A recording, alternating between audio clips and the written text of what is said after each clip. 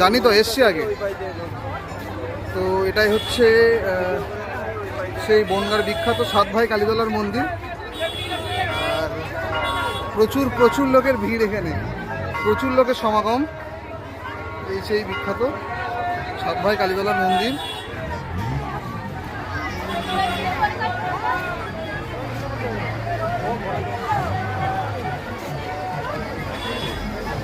আমাকে দেখানো যাবে?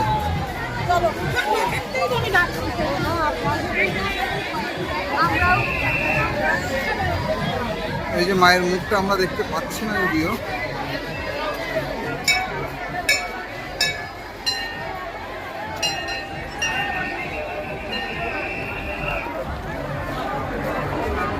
প্রচুর লোকের সমাগম, প্রচুর লোকের সমাগম এখানে।